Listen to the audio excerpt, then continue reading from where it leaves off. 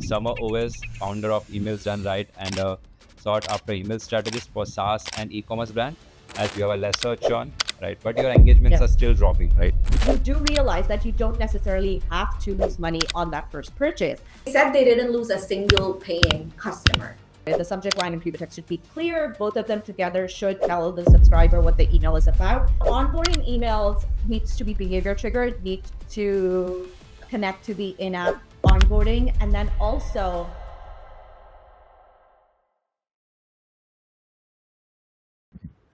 Great. So today we have Samar with us. To give a quick intro, if your emails are falling at or your trial to paid conversions are stuck or your list feels more like a cost center rather than a revenue driver, you are not alone. Samar Owais, founder of Emails Done Right and a sought after email strategist for SaaS and e-commerce brand, has helped companies like HubSpot, Pinterest turn leaky email funds into high converting growth engines. Known for challenging the status quo in email marketing, Sama brings sharp strategy and proven approach to fixing what's broken in your email program. In this conversation, she's breaking down exactly what to do when best practices stop working, and how to stick around if you are ready to turn your emails into your most valuable assets or revenue generating drivers. So, welcome, Summer. Thank you so much for having me, Chintan. Great. Before we move forward with I know there are a couple of topics which we'll go through in this session, more around the list, right? More around the best practice of email marketing. But before we move forward, right, the core and the important part which I would love to cover around is email audience, right? Yeah. Because that is the core. If you don't want the audience, there is no purpose of leveraging the email channel.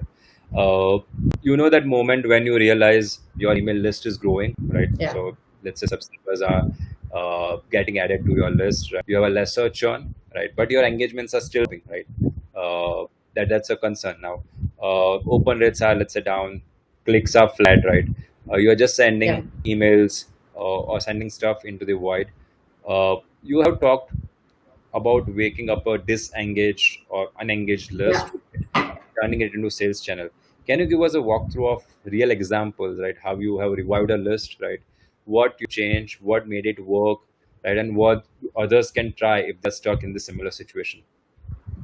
Yeah, absolutely. So when it comes to like engaging a disengaged list, it's no simple matter of like sending emails. You have to have a strategy first. And whenever we're working on a strategy that is all about how to revive a dead list or a sleepy list or a list that is not with falling metrics, my first question is always like, do we even need to do that, right? We need to figure out whether our energies would be better focused on acquiring new users who would be engaged, and like especially if we've done the work of like having all of our lifecycle emails in place, we know anybody new who's coming in is not going to go through like the previous experience that our old subscribers may have gone through, and so we know they're going to remain engaged because now we have all of that plan in place, right? So if you decide no, we still want to revive whatever amount of subscribers that we can, then it's I tell them, okay, that's great, we can work on that, but you have to get comfortable with the idea of dropping the dead weight of your unengaged subscribers, right? You have to let go of that attachment. There is no way that you are saving like a big chunk of these subscribers. You only want the ones we can re-engage, right? And so then we start thinking about the strategy. And if it was as simple as sending like just a bunch of emails with a bunch of links trying to get them to engage with our emails, like we would all be re-engaging our lists very easily, right? But the first step is to run a re-engagement sequence. But the strategy question that comes in it is like, what offer are we going to make them, right? Because we have to entice them. We've been sending these content emails to them, all of our offers, whatever our email program is, the weekly ones, right? And that's not working, so we have to try something new. And so if you're an e-commerce brand, give them your best offer, right? The kind of offer you save for like Black Friday. So it could be 30% site-wide discount, right? Just for like 3 days or 5 days or however long you want to run your re-engagement sequence for. If you are a SaaS company, you can run a like, hey, would you like to restart your free trial? Or give them like, if you have a 7-day trial and that's expired and they didn't convert, then like just offer them 30 days. These are people who are already in your ecosystem. And so give them the best offer that you have. And if you don't have an offer to make, or it's an audience that doesn't fit in an offer that you can make, then give them value like never before, right? So it could be a free course, it could be a resource, it could be a challenge, it could be a webinar. Like I recently ran a free challenge to re-engage my list, and it had a twofold purpose, right? One was to re-engage my list, the other was to also get new subscribers. And so if you can, you know, kill two birds with one stone, absolutely do that. Although I do not condone killing of any birds. Let's just say catch them or set them free or whatever, right? And so what they did was I got the highest engagement that I have gotten in months from my existing list. And then I also added almost 250 new subscribers to my email list. And so I'm like a small business, right? But for e-commerce brands, for SaaS companies who are working with a lot bigger number of subscribers, this could be a winning strategy, right? After that, anybody who remains disengaged, now you have two options. You can either cut them off or you give them a chance to like stay subscribed. And that's your sunset flow. So it's never just one sequence, it's at least two sequences. One is the re-engagement sequence, the other is the sunset sequence. And after that, if they still don't engage, I like to send what I call like the end of the road email or a goodbye for now email, which is like a very nice way of like closing down a relationship that you had with your subscriber, and thank them for being with you for so long. And then just keep that door open for them to come back anytime they want to, right? And that's when you then just cut off the dead bait. And after that, your energies would be so much better focused on like engaging the people that you already have, keeping them engaged, and then acquiring new subscribers. So a valid point you raised in this is making sure that you have a site-wide discount if you are most right. While for B2B SaaS, majorly that you give them resources. But nowadays, if you see the marketers, they are majorly focused towards engage the active openers, right? Or audience, not only openers, but let's active one email, be it specific opening email, clicking email, engaging with email, right? They also focus on sunsetting as you mentioned, having a two-step sunset work. What is your recommendation in terms of making sure that if sunset is not working, right? Do you also see retargeting them through ads is something which the brand should focus to regenerate the interest of the subscribers? Again, that depends on the resources you have available and the business goals that you have, right? If traditionally acquiring new subscribers is costing you more, then yes, absolutely target them with ads, right? But if the cost of like acquiring new subscribers is comparable to retargeting your existing subscribers, then I would say just focus on acquiring new ones. Yep, fair enough. If you move further, right, and talk about the best practices, because best practices is like a guide for email marketers, right? They try to follow it as much as possible to leverage their email campaigns and workflow. A lot of people normally follow email practices just to make sure that right subject lines, right formulas, right number of campaigns per month, right? Not to overdo things, right? But still, even after following the best practices, they are not able to see those, right, which they are aiming for. You have shared before that your broken emails, right, or the regular way of doing email marketing, and actually have seen better performance results. Can you give us a walk or a story of where breaking this practice or moving away, right, from the traditional way of doing email marketing that has helped us, and if someone is listening can learn from that, right? And what did you do differently, and why do you think it yielded better results, right, compared to taking that traditional route of doing email marketing via business? Absolutely. So I've got two examples, and both of them are in e-commerce, and that's top of mind because these days I've been having a lot of conversations with e-commerce brands. Well, first of all, I break email best practices pretty much every single time I'm sending out an email, right? It's just, I think abandoned cart emails are creepy and I want to do them better. I think post-purchase emails are so much more than just order confirmation and delivery confirmation emails. So like I'm always thinking about email from the perspective of the customer, of the person receiving the email, of your audience, right? So one of the things that I like to do is every time I'm working with an e-commerce brand, I look at and I tell them like, listen, we got to have a conversation about your opt-in offer, right? Because that is the start of everything. And if you are offering a discount to start that relationship with your email subscriber, you're setting the wrong precedents. Time after time, I've seen brands will say, oh, we only make sales when we're running a discount, right? And that's because you're starting that relationship off on the wrong foot. So I had a client that was a snack brand, and they had like your very typical 20% off on the opt-in offer, right? So when they came to me and we were having this discussion about how to redo their entire lifecycle email marketing and all of that, I was like, before we do that, we got to talk about your opt-in offer. Tell me how much of it is it eating into your profit margins?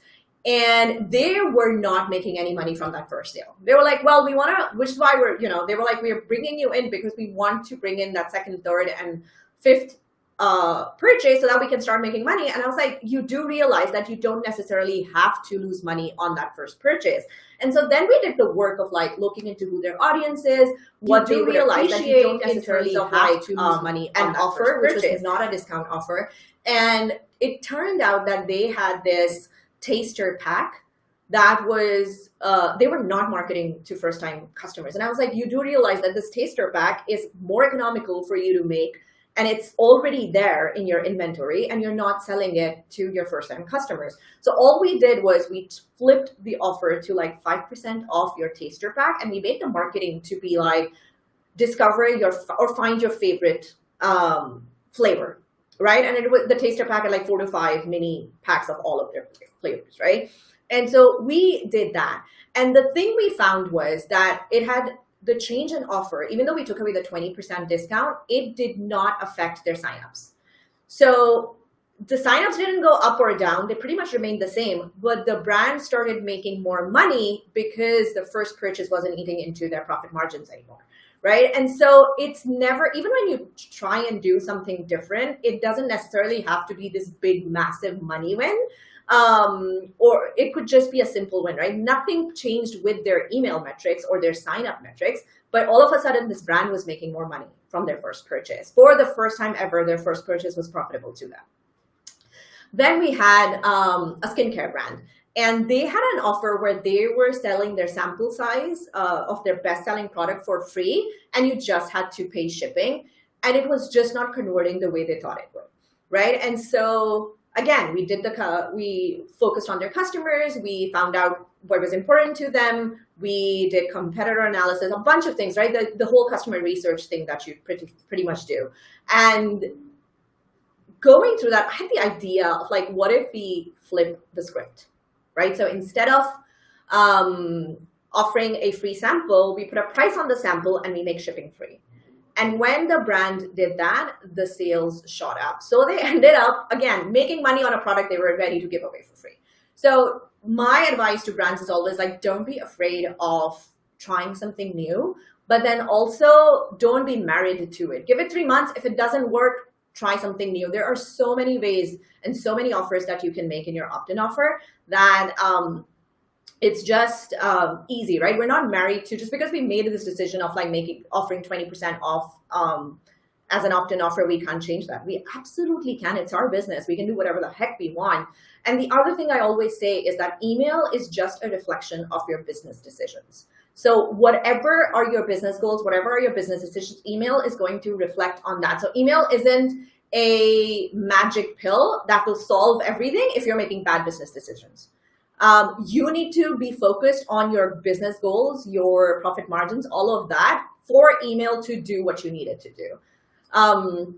Another email best practice is that I also never recommend writing creative email copy, right? I always opt for clear over clever, and time after time it has ruffled a few feathers, but also then the metrics speak for themselves, right? The one thing that I run against is that, oh, we want to be clever and we want to use puns and we want to use XYZ in our subject lines.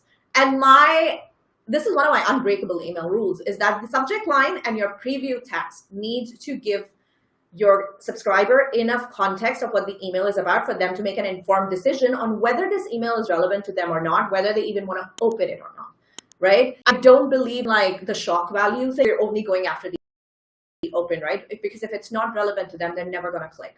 So one of the questions I'm always asking when I'm sending an email is, if this subscriber did not open this email, does the subject line and the preview text give them enough information to make an informed decision?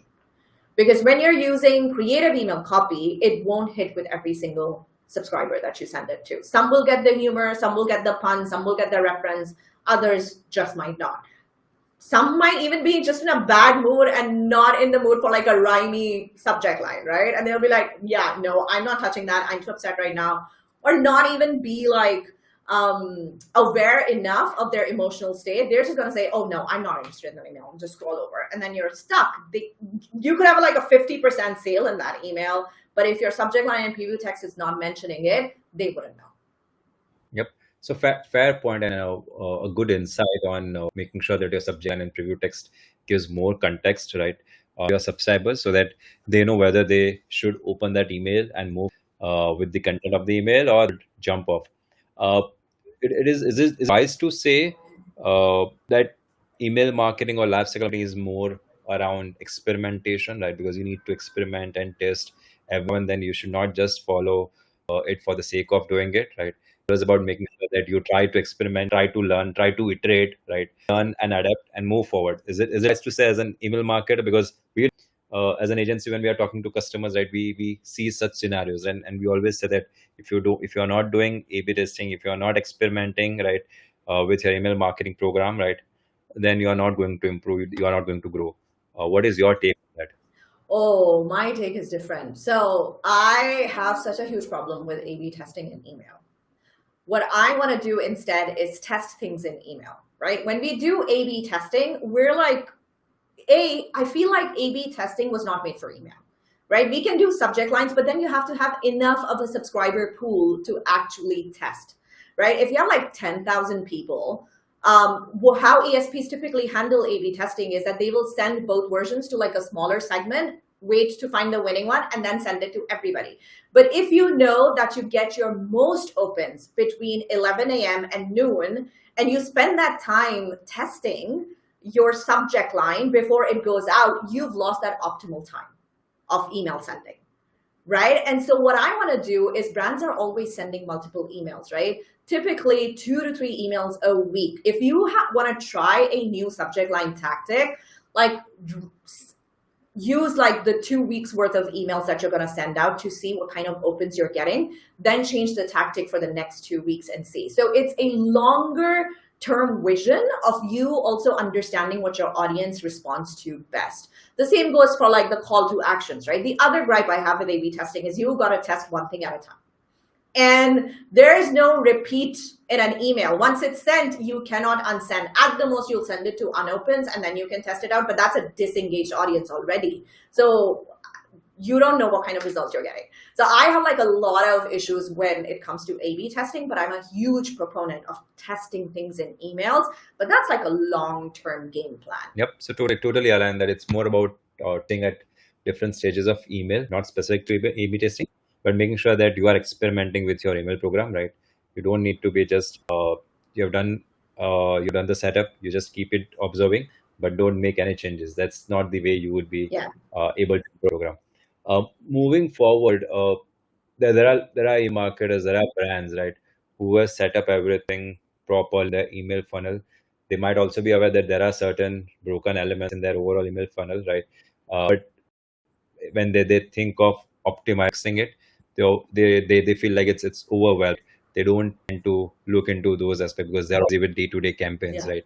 So you have developed a method when identify and fix major conversion lists, right? In just few emails, email sprints as you call them, right? Can you walk us through that 5 email audit or sprint process? How you find what's broken, fix it quickly, and what kind of impact it normally drives? Okay, so if a brand comes to me and says we have this one single email sequence that is just not converting well, my process for that is a lot less involved than if they came to me and said, we need you to optimize our entire email marketing program, right? But let's start with like a simple single email sequence, because that is one of the quickest ways to fix like one aspect of your life cycle, right? And the premise of it is pretty much the same. You can apply the same thing to when you're doing the whole optimization of your entire email marketing program. But for the sake of like our conversation, and because we're strapped for time, I'm just gonna go do with like this 5 to 8 point audit and things that you want to look at, right? And so whenever I am optimizing a single email sequence, I want to start with like a 30,000 foot view of what's going on, right? And one of the first things I want to figure out is, why are we sending this email sequence? Who are we sending it to? What action do we want them to take? Because there's a concept of micro and macro conversions, right? The macro conversion is that overall big conversion that you want your users to take. Micro conversions are on an email by email basis. They're like these small actions you want your subscriber to take to get to that big conversion, right? It's a series of yeses that gets to that big yes. And then what is your plan for when your subscriber does not take that action? So these are the 4 things that I'm looking into the first when I'm taking the 30,000 foot view, right? Then I zoom in. Then I go email by email and look for like the from name, the subject line, the preview text. Is the from name recognizable? Is it coming from somebody at a company or just the company? Which obviously then there's like this level of like separation that we don't want from our subscribers, right? Subject line and preview text, we've already talked about it. The subject line and preview text should be clear. Both of them together should tell the subscriber what the email is about and give them any information they need to make a decision, right? Then what about your opening line? Because if you're not doing preview text, then your opening line becomes the preview text. So always make sure, this is one of my tricks, right? I always make sure that the opening line is like a single line.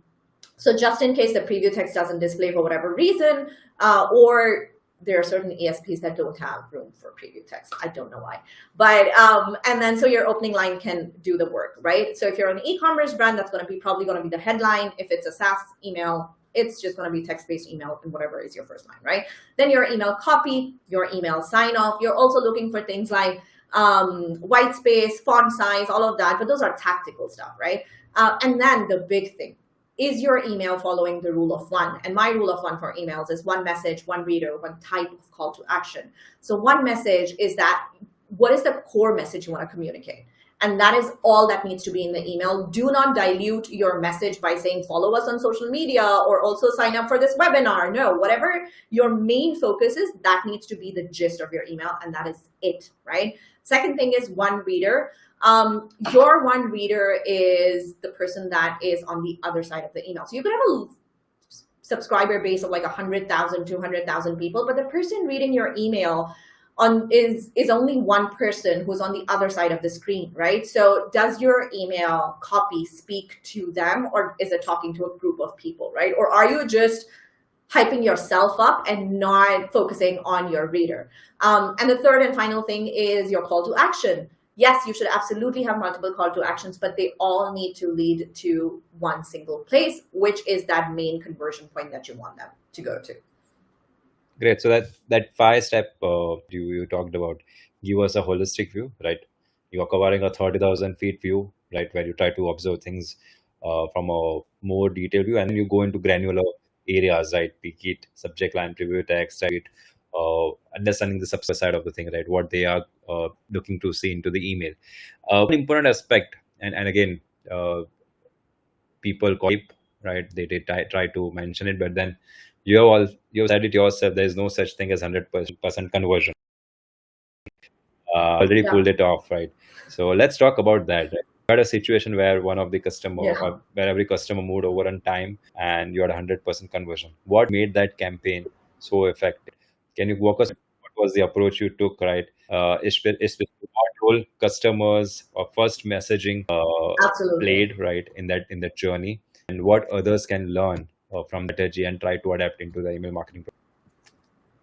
Yeah, absolutely. So my client, Workamajig, is an enterprise B2B company, right? Their product is a project management app, and it's used by 20% of Fortune 500 companies. They came to me with a problem that was pretty unique to them. They'd released a new version of their app like a couple of years ago, and had run campaigns to move everybody over. And now they were retiring their old version because the old version was built on Flash, and Adobe had announced that they were stopping support for Flash, right? And so when they checked to see if everybody had successfully migrated over, they found that there was a big segment of their users and customers that were still using the old version to create projects in their project management app, right? And so in just 3 months before they came to me, 66,000 projects had been created on the old version. And these were all paying customers. You know how high the price for an enterprise B2B contract can go, right? When your entire company is using a tool, a project management tool that is like used by every one of your employees. And so they had customers that were paying them like hundreds and thousands of dollars in some cases per year. And they wanted to do everything in their power to retain as many of these as they could. And even though they said like, listen, we understand that we're going to lose some of them, but we really want to do our best to retain as many of these people as we can, right? So when they came to me with this project, we'd actually already been working together on their email marketing program for 2 years. They had me on a retainer. I was going through and use that time to like create their email content plan, which was their weekly emails. But then I was also slowly updating and optimizing their entire email funnel, right? And so we've done the hard work of understanding their audience. We've done the hard work of building a relationship with their customers, and we've done the hard work of like establishing trust and familiarity by following an email content plan. So our email metrics were already great. Our subscribers and new customers were used to opening our emails, clicking. The email engagement overall was great, right? And so we knew that when we sent emails by a particular someone in the company, our customers and users would know what this email is about. So if Hannah is emailing on a Monday, it's going to be about a blog post. If Grace is emailing on a Thursday, it's going to be about a podcast episode. And if Esther is emailing, it's going to be about something important, right? I'm pretty sure I'm mixing up the names of like the team members, but you get the gist, right? So we knew that I think it was Hannah. If Hannah emailed on a specific day about certain something, it was important and it was related to the product. And so we didn't have the time to do customer research, right? In a sensitive project like this, you want to understand why people are still using the old version. You want to understand their hesitations, what it is from like moving to the new one. Why are they still stuck in the old version 2 years down the line? But we didn't have that time because the deadline was coming up for Adobe to stop support, and the tool would start breaking up then. And so I was like, okay, we need to figure out, we cannot move forward without finding out why, right? And so because my approach has always been customer first, I was like, well, we could just send out an email asking them, like, what's stopping you from moving to the new version, and see what people say. We got over 500 replies to that one email. And it was enough to give me all the research I wanted. And kudos to the team at Workamajig. They worked with me to like identify patterns, all of that, to like come up with like the list of hesitations and objections that they had. And we realized that we had a messaging miscommunication and a messaging mismatch problem, because a lot of their objections were things that the new version was already, handling, right? And so all their fears about sticking to the old version were unfounded. And then we were like, okay, how do we communicate this to this segment so that they move over? And then I was like, okay, let's take a look at everything that you've been doing to stay in touch and keeping your audience engaged. And they had the podcast, they had the blog post, they did a weekly webinar trainings. And I was like, the webinar trainings, they always turn out, they were like our highest open rates, highest click rates emails. And I was like, let's do a webinar. Let's bring everyone together in an email on a webinar and talk about all their hesitations and objections. And then the customer support team would be right there to help anybody move over, right? And so that's what we did. Then I created like a webinar flow for them, something that their audience was used to. If we did a webinar, and we would release the topics in advance every month. And so people would sign up for what they would be, relevant to them. And so they had I think they also had the highest webinar turnout in a long time. And so and then I was like, listen, here's the strategy for you now that I've created this project for you. We still have 4 months. So keep resending this email sequence until you get to the deadline and there's no more time, right? And then I started working on the other stuff, right? But every 3 months after I wrap up a project, I have a conversion check-in. So when I did a conversion check-in with them, I was like, well, how did that go, right? And the deadline hadn't come yet. And so they were like, well, looking at the 3 months have passed, looking at the data of like 3 months after the emails went live, 23,000 projects have been created. So that number is down. We're very happy with the results, all of that. And I was like, that's great. Can I do a case study? And they were like, yes, absolutely. So I got a case study. I hired a case study firm. And when they interviewed my client, by the time they did it, the deadline for Adobe had passed. And they came to me and said, Samar, your client doesn't remember the 66,000 number. They don't remember the 23,000 number, but they've given us a number that is so unique. We think you'll love it. And they said they didn't lose a single paying customer. And this is why I say it's 100% conversion, because we focus on email metrics so often that we forget that the reason we're sending these emails is because we want to meet a specific business goal. Right. And so that's again, the micro conversion versus the macro conversion. The first email was a micro conversion. Tell me what's stopping you from moving over. The webinar sequence was micro conversions, right? The big macro conversion was, for the love of God, move to the new version before the old version stops breaking. Right. And so that we achieved that goal. And what I love about email is also that it's never once and done. You can, should, and absolutely must resend and repurpose your emails. So that strategy was good enough that they could continue resending that email sequence until the deadline to keep targeting people who are still being like stuck, right? In the old version, who are being stubborn. And we used email to like communicate what would happen once the deadline passed, so that nobody was surprised. They had the webinars that were walking them through and telling them everything that would happen. Then we used our emails to also like inform them that if you do not move, this is what's going to happen. It's not because of us. It's because of Adobe. We had a villain. Thank God we had a villain, right? And we like painted Adobe as the bad guy because we want to continue supporting the old version, but it's just that Adobe stopping support and now it's out of our hands, right? So we also had that messaging built into like a lot of our emails. And then we also, I think, used conditional content in our weekly emails. So if they fell into that segment, they would have like a footer in those emails saying, did you know that Adobe stopped being Flash and like you need to move to the new version? And so I believe like all of it worked so well that ultimately they didn't end up losing a single paying customer. That's a great journey, right? I'm about 100% actually achieving it, Yeah. right? That's really different, and you already, I think, experienced it. Forward, one important aspect which I would love to cover is the post-purchase workflow, right? Marketers or brand marketers tend to follow purchase template, right? That you created in the basic way. You said that's not the ideal way. You need to understand the why behind it. And in e-commerce, it's surprising you go silent after someone buys, right? So your customer was already purchased, but then there is no communication, right, from a marketing, which happens. That gap between purchase and a customer is just, there is a space which a lot of brands are not able to fulfill post-purchase or similar work with. Can you share what a post-purchase strategy looks like and what kind of content or timing drives loyalty? Because once the customer has already purchased, next step is more towards bringing them back, right, and make them a loyal customer.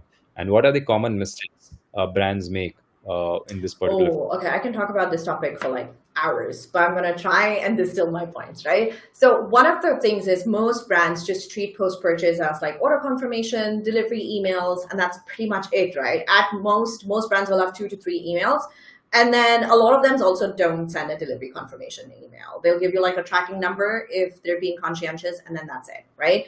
But your first focus in a post-purchase email sequence needs to be customer experience, because buyer's remorse is highest when they've just placed an order and they don't have it in their hand, right? We are also used to online shopping and Amazon's like same-day delivery or next-day delivery, that when a brand, it takes 2 to 3 days, buyer's remorse, worry, concerns just keep popping in, right? So email is such a perfect way of like dealing with that anxiety, that send an order confirmation email immediately, but then also include like your customer support channels in that email, right? And if you have an email that does, like if you have a system that doesn't immediately generate a tracking code, then you have another email that says, hey, we're gonna and then set expectations. We're gonna send you an email as soon as your order is shipped, and then do it, right? And then have like a check-in, like, hey, our system says the order has been delivered. Has it? How was your experience? Like, click here to let us know if it has. So you're not even asking them to reply or anything, but you're also like getting engagement from them at this point. Then if there's like a lot of time in between, please always include care instructions if your product has them.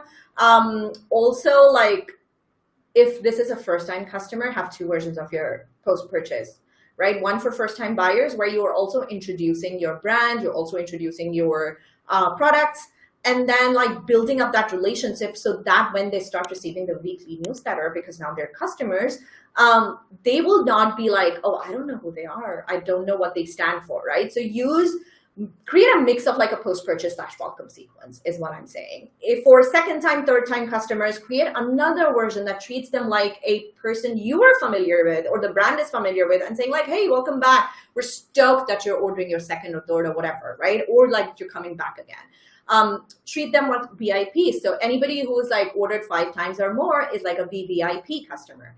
And so the conversation needs to be different. And so don't be afraid of creating like 3 or 4 versions of your post-purchase and then segmenting them accordingly. Your second focus in a post-purchase sequence needs to be, how do we encourage this person to come back for their next order, right? And this is where it ties into the opt-in offer. If you are not offering a discount in the opt-in offer, the post-purchase time is the perfect time to offer a discount for their second purchase, right? So if you buy one, get the other at 50% off, or like refer a friend, then both of you get a discount or something, whatever that offer is, use discount as a reward rather than a bribe. And the post-purchase is such a perfect place to use discount as a reward, because now they've done what you want them to do. They've bought at full price. They've bought at like whatever offer they were going to full price or whatever offer you have, which is not a discount. And now that they're a customer, you're rewarding them for being a customer, for trusting you, for taking a chance on you. And now for the second purchase, they get a discount. And again, there are so many ways of offering a discount, right? You could, for the snack brand, right? When we were discussing their post-purchase strategy, I was like, okay, now that they have chosen, they've tasted all of they have the taster pack, they probably have a favorite flavor. Why don't we offer them a bundle, right? And so the bundle is all automatically discounted. We don't have to say it's a discount. They can see it's a discount, right? And then once they've bought the bundle, that means that they are interested in that flavor. Then we hit them with a subscription offer.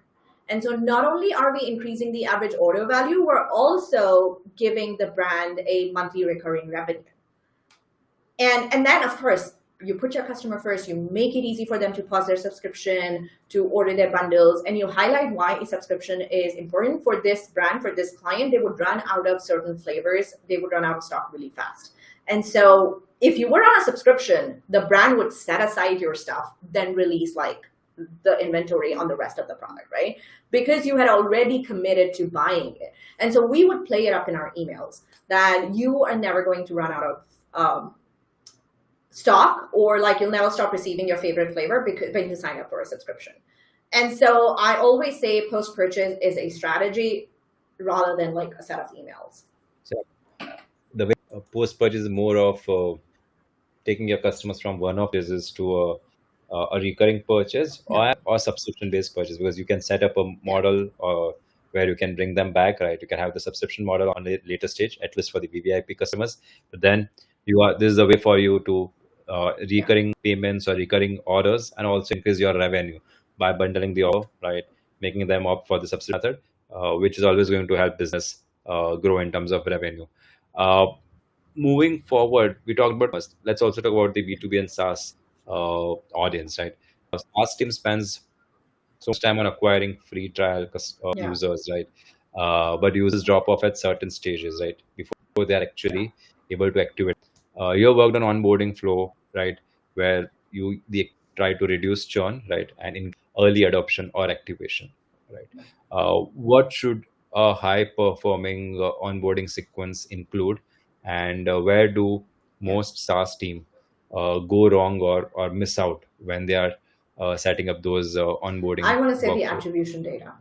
So it's surprising coming from an email person, right? But one of the things I notice is that SaaS companies will create onboarding flows, but when somebody signs up and they're highly motivated and highly engaged, and they'll go through like whatever they need to set up their account in an hour, and then the next day they're getting an email to do something that they've already done, right? And that's a disconnect. So always make sure that you are collecting the data that needs to be collected, and then you are attributing it so that if they've already taken the action that one of your onboarding emails is recommending, that email just never gets sent to them, right?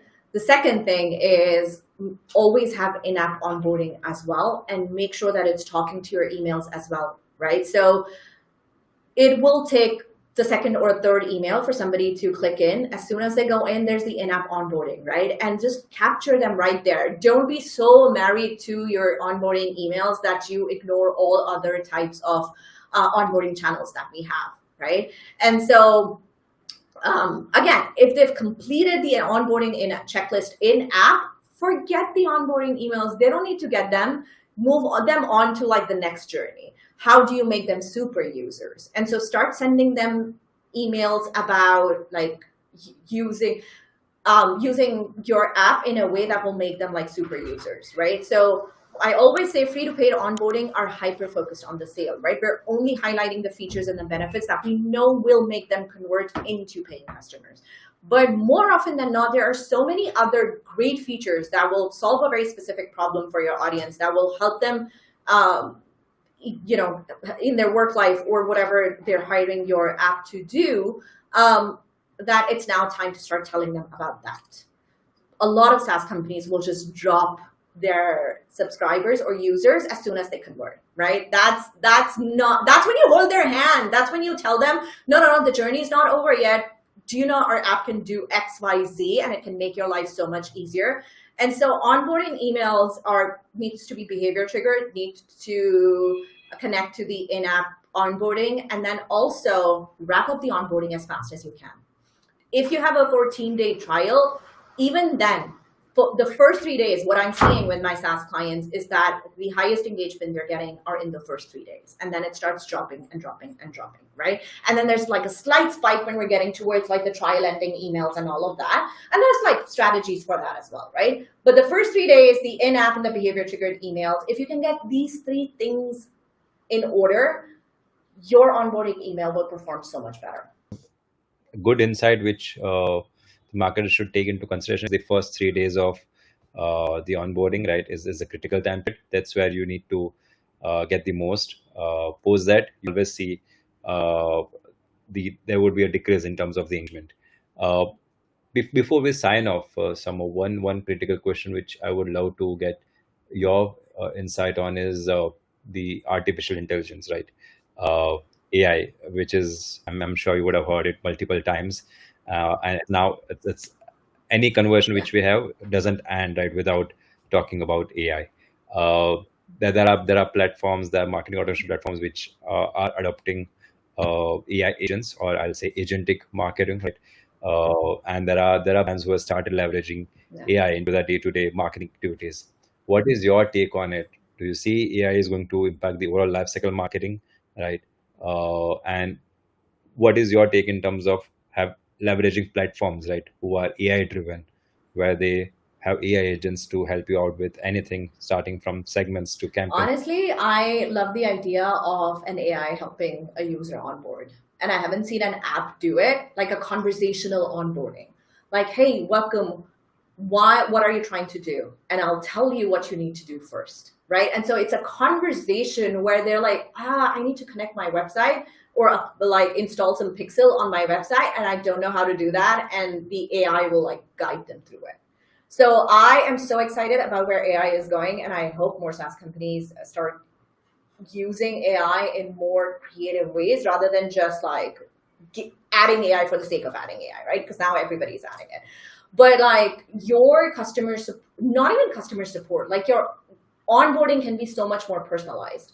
And then the AI also needs to then talk to emails and then also talk to in-app onboarding, so that it is such a value-driven experience, right? And if you give a persona to your AI, that persona can email them. Because the line of like getting an email from a person and getting an email from your AI is going to blur. People will not mind an AI that they have been interacting with in your app to get an email from them and say, hey, we were working on this, but it's been 3 days and you haven't come back. Like, let's hop on and work through this, right? The person who is swamped and busy and does not have the time to figure things out will be so grateful to have an AI to walk them through whatever they need to do. Right. And so again, it comes down to customer first. What is the emotional state of your customer when they're Yep. dropping It off? is How can definitely you going to be help role in them customer support and be excited making about sure using that the your touch product, points. and also like make things easy for them? And when you put the customer first, it also gives you insights on like how to use AI for your app. Yep. It is definitely going to be role in customer support and making sure that the touches which you have in the journey, how much you can try to automate, and while automating, you also try to make sure that you always those connect with the customers, even though your customer support team is occupied. Thanks for the time, Summer. It was Yeah, really absolutely.